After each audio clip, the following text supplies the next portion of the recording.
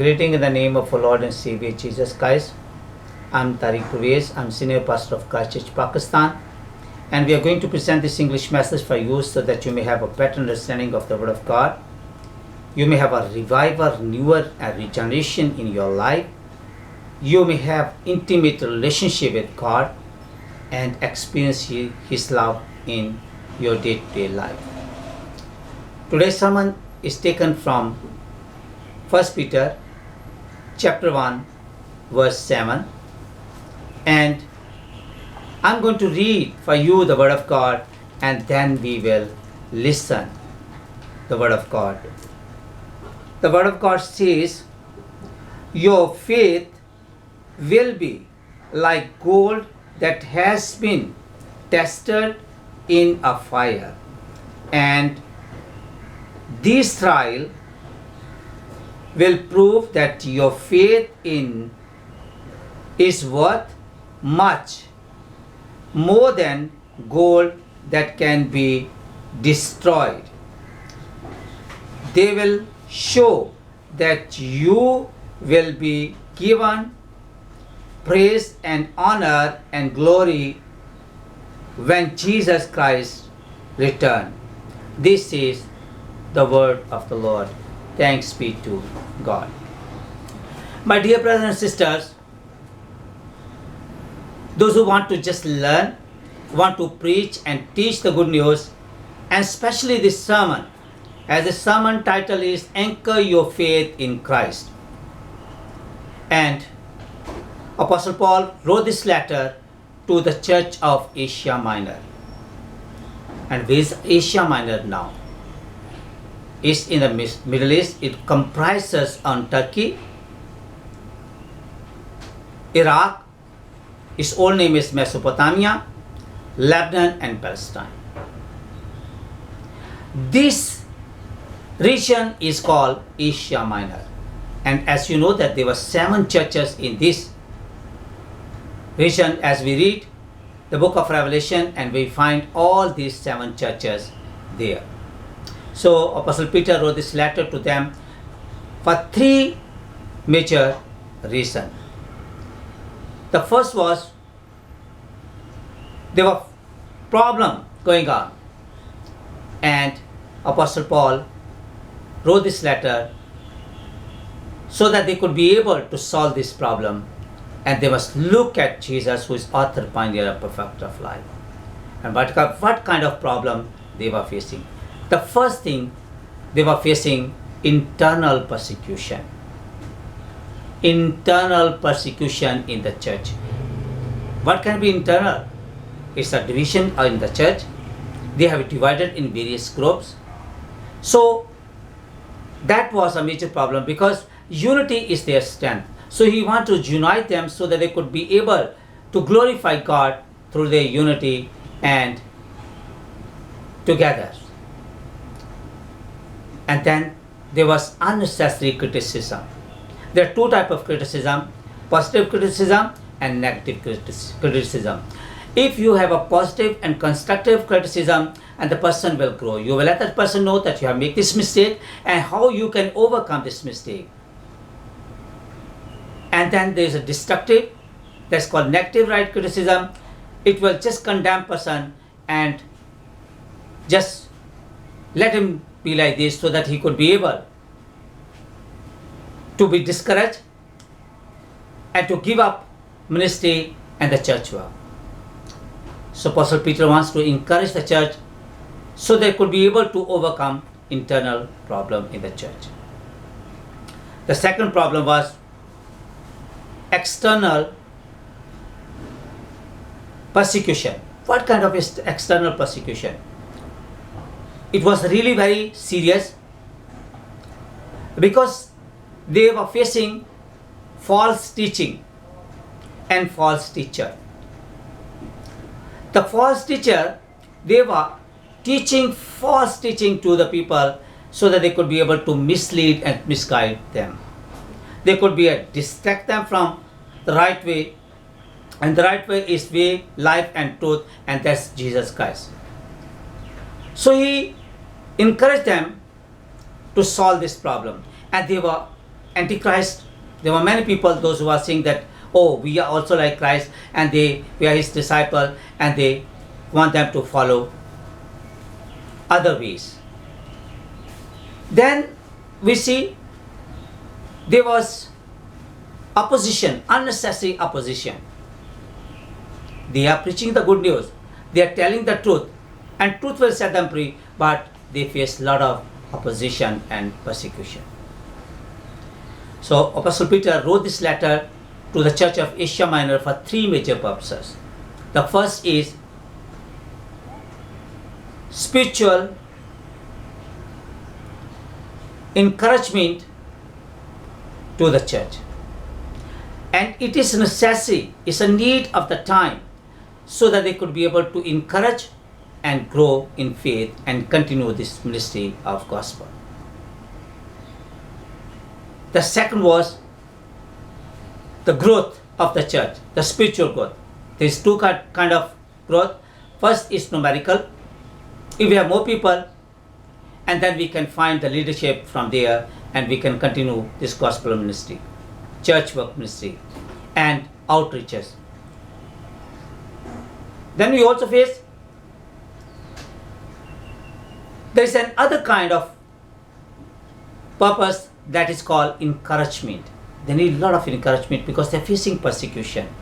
And in the persecution, in the disease, a person is sick, he is very, very discouraged. So he is disappointed, desperate. So he is looking for encouragement. So Apostle Peter wrote this letter to encourage them so that they could be able to serve effectively and diligently for the expansion of God's kingdom. My dear brother and sister, if we look at our life today and we look at them, they were facing persecution. In the midst of this persecution, he encouraged them.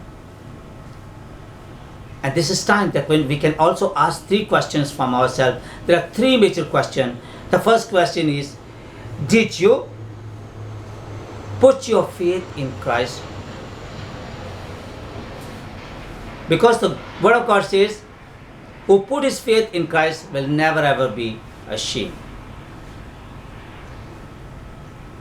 So did you put your faith in Jesus Christ? And the second question is, how it is important for you to have a faith in Christ? I'm asking you, it is very personal, that you can ask yourself as a Christian, how it is important for you to have faith in Christ. And the third major question is that where do we find such a strong faith which go through or which make you to go through all these storms of life? My dear brothers and sisters, we feel and we have three phases of faith. The first is Apostle Peter is talking here about the timeless faith. And what is timeless faith? Timeless faith is a faith forever. As in Psalm 1, Psalmist says that a person who put his faith in Christ, in God, he is like a tree planted on the river bank, and he gets water, food, and he is not, the tree is not worried about any sort of famine and the rain, because he is getting regularly water from the stream, and he bear his fruit in season. So in the same way, a person who anchor his faith in Christ, who put his faith in Christ, he is like a tree which always bear fruit. And not worry about the persecution, not worry about the virus, not worry about the persecution, because God is there and God will protect them. In Psalm 91, God says that I will command my angel regarding you, and my angel will protect you in all your ways. And Psalm 1:1 says that a person who look at Jesus, who look at God, God is his protector, who never sleep and never leave and never forsake. So therefore, if you put your faith in Christ in this situation, the current situation, when virus is going on and the whole world is worried, and God can show a vital difference, that if you will have a faith in me, if you will anchor your faith on me, you will never ever be put to shame. So God is a creator, controller and sustainer. He is omnipotent and omnipresent, transcendent and immanent God. So if you have faith in Christ, it is eternal. It's forever. As God is forever, as His word is forever, and your faith is also forever. And you don't have to be scared. But what do you think that this faith is? This faith, the first of all, if your faith in Christ, anchor your faith in Christ, it is imperishable faith. And God never perish, your faith will never ever end. Your faith will never ever perish. Your faith will never die. And the second thing is that this timeless faith is an uncorruptible faith. No matter what is situation, but you continue to walk with God in spirit and truth. So if you continue to walk with Him, of course you will reach at your destination, and your destination is to enter in God's kingdom and to become His sons and daughters. Not only this one, it is very crucial and decisive that you must born again.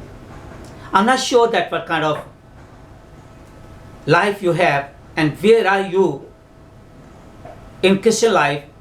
Are you still seeker, or you are follower, or you become Jesus Christ's disciple? And if you are Jesus Christ's disciple, then of course you will carry on His work, and His work is to seek and save the lost one. Today, as we look at the world, we see that there are many kind of distraction going on. But if you will look at Jesus, who is author, pioneer, perfecter of life, you can move smoothly and you can reach at the destination. And the destination is to achieve the eternal crown which Christ has kept for us. And the third is, this faith is unfading faith. No matter what is situation. Here, if we look at the Roman history, we will find that the church in the beginning faced a lot of persecution. If we read at the book, the Martyrs of Carthage, and there's one place, the church was really extremely persecuted, and even in Rome, if we read the book, writes, and Nero, there was one king, he burned half of the Rome, and he put blame on Christian and persecute them. They were bringing the stadium, and they asked them to fight with lion, and they were also beheaded. They were put in the jail, and even this nail, the people pluck up. Even if we see that the Christians, the book says that Christian, they were extremely persecuted. And if we look at the book of Daniel, we see Daniel and his three friends. In chapter 3 we see they were facing persecution. King Nebuchadnezzar asked to worship him, but they said no, we worship our living God. And that faith was tested. They said that God has power to redeem us from your hand. And he was very upset. He asked his people to increase the fire 7 times more.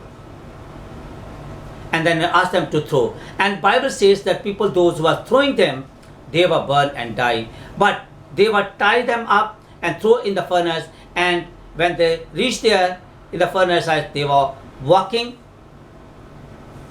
And not only three, but the fourth one, then the king was astonished. He said, what happened? We threw 3% and now we see 4. And they say that was Jesus Christ who came there to protect them and save his people. So therefore, they had unfading faith. They never scared. And God protect them. And the Bible says, be faithful unto death and I will give you the crown of life. We see the beautiful example of Apostle Paul. He says that I have fought the good fight and I have finished the race. This fight is a fight of faith. It's not worldly fight. It's a spiritual fight between devil and the people. So Apostle Paul says, I have fought the good fight and I'm going to die. I'm going to sacrifice my life. And God will give me crown, not only to me, but all those who believe in him. So this is a wonderful faith, which is called unfading faith. Then we see the next stage is, Bible says that it is tested faith. You see that if you look, maybe it happened right in your life that you went to a goldsmith shop, and when he has a furnace, he put the gold in the furnace and it all take away the dirty things.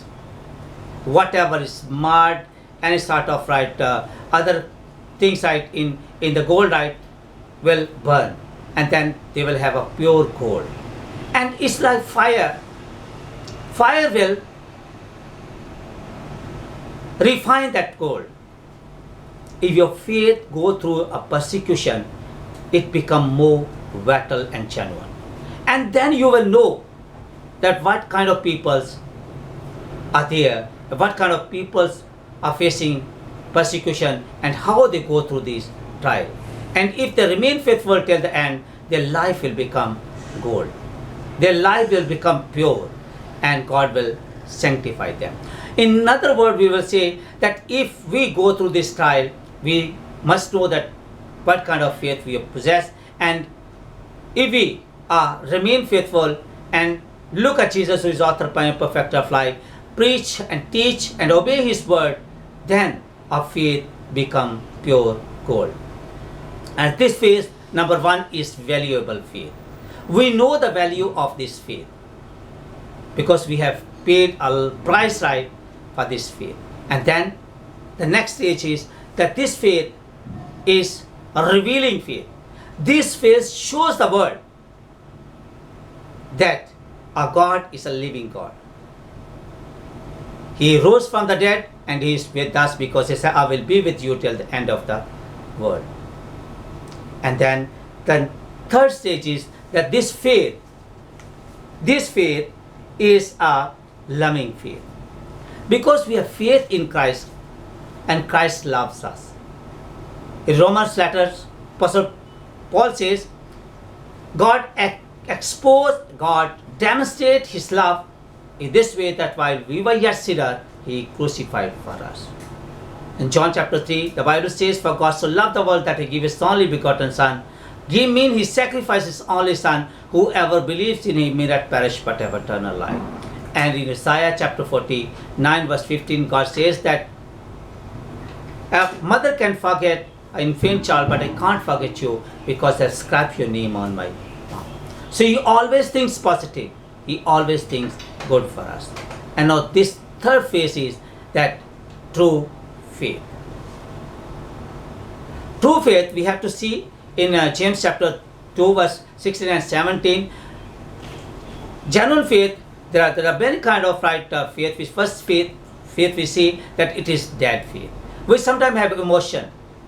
We quickly say, oh, we have faith in Christ. But when persecution come, trial come, sickness come, and maybe other kind of problem, financial problem come, crisis come, then we say, oh yeah, sorry, I cannot. And then we look here and there and get the things by hook and crook, and then our faith gone. We don't put this faith in action, just emotion. And the second type of faith is demonic faith. Sometimes we have a faith, but we don't have faith at right place. That is called superficial faith. We look here and there and we don't actually approach the right place and right person. Bible clearly tells us that blessed is the person whose hope is God. And God has planned for us to bless and to prosper us and not to harm us and give us hope for the bright future. He is inviting us, come to me, all those who have heavy laden, and I will give you the rest. But we look at various places, we go here and there, and we worship this or that kind of things. And then we offend God, because God is a jealous God. If we look at the current situation, maybe God is not happy with the world. He wants them to have a repentance in their life, come back to Him. And believe me, He can change the circumstances. He can change the situation. He can stop the storm, and there will be peace and love everywhere in the world. And the third kind of faith is dynamic faith. Dynamic faith, we put emotion, intellectual power, and also action. We put this faith in action, and then it becomes dynamic faith. My dear brothers and sisters, we have come to the conclusion that anchor your faith in Christ. When you anchor your faith in Christ, you must not forget that time is always not in your favor. Power will not support you all the time. Money will not be very effective all the time. For example, you have a money, but you have a very fatal disease. So in that situation, you need God who will touch and heal you. You do not need money. And then the body.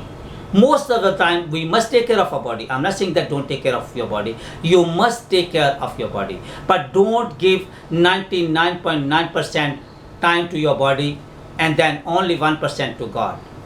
Because this is God who created this body, right? And He can help you to take care of your body. And He will also protect you from all disease, disaster and calamities. But you must have a faith. And how you can be a wonderful, you must have three main things in your life. You have a faith in Jesus Christ, anchor your faith in Jesus Christ, and you will never ever be put to shame. The second thing is that you must have 3 positive and constructive habits in your life. And what are these 3 habits? The first thing is you must encourage people instead of criticizing. Where's that? Encourage me. You must encourage people.